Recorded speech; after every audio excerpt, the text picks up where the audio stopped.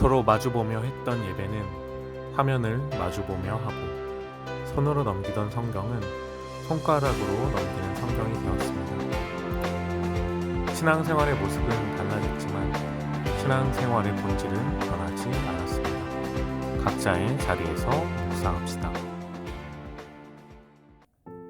3월 16일 수요일, 오늘 우리가 함께 나눌 말씀은 마가복음 6장 14절부터 29절 말씀입니다. 마가복음 6장 14절부터 29절 말씀입니다. 이에 예수의 이름이 드러난지라 헤롯 왕이 듣고 이르되 이는 세례 요한이 죽은 자 가운데서 살아났도다. 그러므로 이런 능력이 그 속에서 일어나느니라 하고, 어떤 이는 그가 엘리야라 하고, 또 어떤 이는 그가 선지자니 옛 선지자 중에 하나와 같다 하되, 헤롯은 듣고 이르되 내가 목벤 요한 그가 살아났다 하더라. 전에 헤롯이 자기가 동생 빌립의 아내 헤로디아에게 장가든 거로 이 여자를 위하여 사람을 보내어 요한을 잡아 옥에 가두었으니, 이는 요한이 헤롯에게 말하되 동생의 아내를 취한 것이 옳지 않다 하였음이라. 헤로디아가 요한을 원수로 여겨 죽이고자 하였으되 하지 못한 것은 헤롯이 요한을 의롭고 거룩한 사람으로 알고 두려워하여 보호하며 또 그의 말을 들을 때 크게 번민을 하면서도 달갑게 들음이러라. 마침 기회가 좋은 날이 왔으니 곧 헤롯이 자기 생일에 대신들과 천부장들과 갈릴리의 기인들로 더불어 잔치할세. 헤로디아의 딸이 친히 들어와 춤을 추어 헤롯과 그와 함께 앉은 자들을 기쁘게 한지라. 왕이 그 소녀에게 이르되 무엇이든지 내가 원하는 것을 내게 구하라 내가 주리라 하고, 또 맹세하기를 무엇이든지 내가 내게 구하면 내 나라의 절반까지라도 주리라 하거늘 그가 나가서 그 어머니에게 말하되 내가 무엇을 구하리이까? 그 어머니가 이르되 세례 요한의 머리를 구하라 하니, 그가 곧 왕에게 급히 들어가 구하여 이르되 세례 요한의 머리를 소반에 얹어 곧 내게 주기를 원하옵나이다 하니, 왕이 심히 근심하나 자기가 맹세한 것과 그 앉은 자들로 인하여 그를 거절할 수 없는지라. 왕이 곧 시위병 하나를 보내어 요한의 머리를 가져오라 명하니, 그 사람이 나가 옥에서 요한의 목 베어 그 머리를 소반에 얹어다가 소녀에게 주니, 소녀가 이것을 그 어머니에게 주니라. 요한의 제자들이 듣고 와서 시체를 가져다가 장사하니라. 아멘. 오늘 말씀은 예수님의 사역을 하고 그 사역이 확장되면서 예수님의 이름과 소문이 널리 전파가 되었을 때 일어난 사건입니다.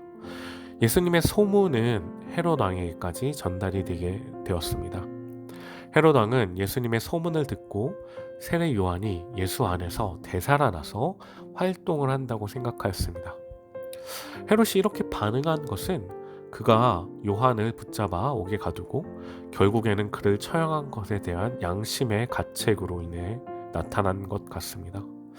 예수님께서 사역을 하면서 놀라운 능력으로 이적을 행하자 요한을 다시 기억하게 되었고, 예수님의 활동이 자신에게 부정적인 결과를 줄 거라고 생각했던 것 같습니다. 헤롯의 양심이 반응했던 것 같습니다. 이미 많은 사람들이 예수님의 활동을 보면서 선지자의 활동이라고 생각했습니다. 특히 엘리야의 이름이 나타나는 것은 당시 유대인들은 하나님께서 심판의 날에 앞서 엘리야를 보내실 것을 믿었기 때문입니다. 아무튼 헤롯은 예수님의 사역을 들으면서 자신의 불안한 마음을 계속해서 나타납니다. 16절 말씀을 보면 내가 목 벤 요한이 다시 살아났다고 이야기합니다. 예수님에 대해서 알고 이야기를 하기보다는 자신의 불안한 감정과 양심의 가책이 섞이면서 그렇게 생각하게 되었습니다. 주변 사람들이 선지자 중에 하나라고 표현한 것과 다르게 요한을 죽인 것에 대한 책임을 가지고 있었습니다. 17절 말씀을 보면 세례 요한의 죽음의 이야기가 시작됩니다. 세례 요한이 헤롯에게 죽임을 당한 이유는 헤롯의 부도덕성에 대한 비판 때문이었습니다. 헤롯은 자기의 동생 빌립의 그 아내였던 헤로디아에게 장가를 갔었고, 요한은 그것에 대해서 비판을 하였습니다. 헤롯이 한 행동은 간음 금지와 함께 동생의 아내와 결혼하는 또한 근친 상간의 법을 어겼던 것입니다. 헤로디아는 자신의 남편이었던 빌립을 버리고 그의 형제였던 헤롯과 재혼을 한 것이었습니다. 다윗 왕의 간음을 나단이 비판했던 것처럼 요한은 헤롯의 행동을 비판했습니다. 이에 대한 헤롯의 첫 반응은 요한을 잡아서 옥에 가둔 것이었습니다. 그런데 이것은 아마도 자신이 결혼한 헤로디아를 위해서 한 행동 같습니다. 17절 말씀을 보면 이 여자를 위하여 사람을 보내 옥에 가두었다라고 성경에 쓰여 있기 때문입니다. 아마도 헤로디아는 요한에 대한 분노가 엄청 컸던 것 같습니다. 19절 말씀을 보면 자신을 비판했던 요한을 죽이고자 마음을 먹었던 것 같습니다. 그러나 20절 말씀을 통해서 보면 헤롯으로 인해서 요한을 죽이지 못했고, 헤롯은 요한을 의롭고 거룩한 사람이라고 생각하면서 아무런 죄가 없는 그를 처벌하기 꺼려했던 것 같습니다. 그리고 헤롯은 요한의 비판을 괴로워하면서도 달게 들었다라고 성경은 말하고 있습니다. 그의 비판이 자신의 마음을 찔리게 하였지만 그의 비판은 맞다라고 긍정적으로 수긍했던 것 같습니다. 그러나 요한의 가르침에 마음이 가고 긍정하긴 하였으나 세상의 욕망을 따르고 결국 그것을 선택합니다. 헤롯은 요한의 그 비난과 비판을 들었을 때에 회개할 수도 있었지만 결국 세상적인 욕망을 선택하고 요한을 옥에 가두는 모습이 나타납니다. 사랑하는 여러분, 오늘도 여러분들의 자리에서 살아나갈 때 하나님의 뜻을 따르며 사는 사람 되길 소망합니다. 말씀을 읽으면서 하나님의 뜻이 어떠한 것인지 알고 행동하길 선택합니다. 헤롯은 자신의 마음이 찔리고 불편했지만 또한 요한의 비판이 정당했다고 생각했지만 세상적인 것들을 선택합니다. 우리는 오늘 나오는 헤롯 왕 이상으로 하나님께서 기뻐하신 일을 선택하고 세상의 가치관이나 세상의 욕심들, 세상의 성공을 내려놓는 하나님의 자녀가 되길 다시 한번 기도합니다. 요한이 옥에 갇힌 뒤에 헤롯의 생일이 되었을 때 다시 한번 사건이 발생합니다. 헤롯은 자신의 생일에 대신들과 청부장들과 갈릴리의 귀인들을 불러서 잔치를 했다고 합니다. 굉장히 큰 잔치를 열었는데 거기에 초대된 사람들은 자신 밑에서 일하는 관료들과 정치적으로 일하는 사람들과 군사를 지휘하는 천부장들, 갈릴리 지역의 상류 계층들을 모아서 잔치를 했습니다. 그때 헤로디아의 딸이 나와서 춤을 춥니다. 자신의 형제 빌립의 딸이었던 살로메였는데 그가 헤롯 왕과 손님들 앞에서 춤을 추면서 헤롯 왕의 마음을 샀습니다. 그리고 헤롯 왕은 그녀의 춤을 보면서 맹세하면서 무엇이든지 구하면 내가 다 줄 것이다 라고 이야기합니다. 그 말을 들은 헤로디아의 딸은 자신의 어머니에게 가서 무엇을 구할지 물어보았고 헤로디아는 그 기회를 놓치지 않고 요한의 머리를 달라고 합니다. 25절 말씀을 보면 헤로디아의 딸은 헤롯 왕에게 급히 돌아가서 곧 바로 요한의 머리를 달라고 요청합니다. 그 이유는 무엇이었냐면 헤롯이 했었던 약속의 의지가 옅어지기 전에 빨리 사용을 요구하고 또한 그 생일 잔치의 사람들 앞에서 그가 맹세한 것을 다시 한번 거절하지 못하기 위함이었습니다.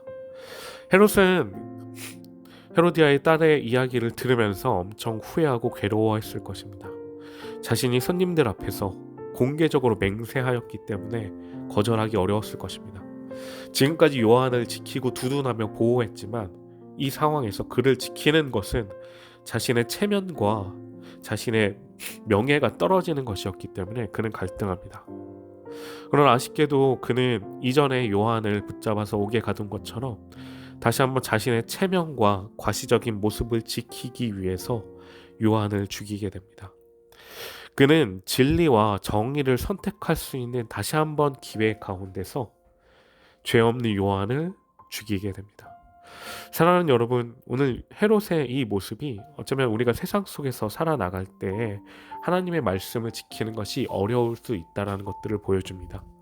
세상의 가치관, 세상이 생각하는 것들 가운데서 하나님의 뜻과 반대로 작용하면서 우리가 하나님의 말씀을 따르기는 힘들 수 있다는 것들을 보여줍니다.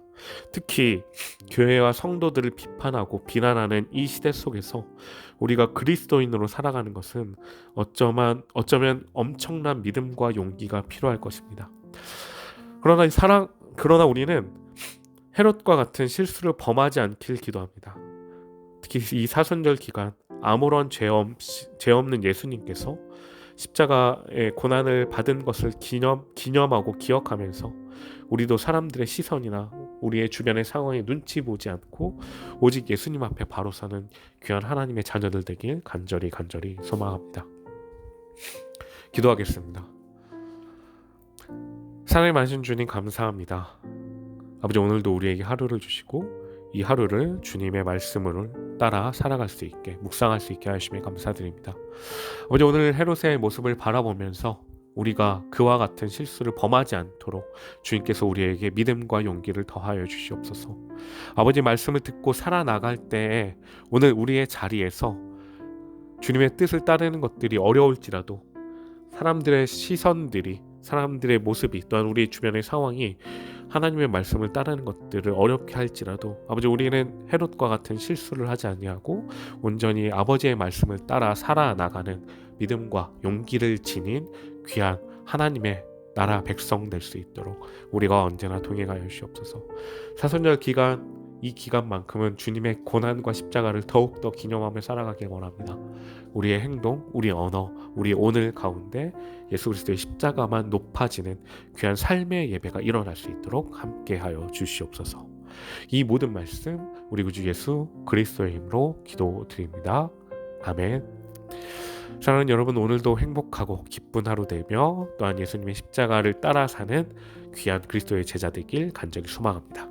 내일도 동일한 시간에 만나도록 하겠습니다. 안녕히 계세요.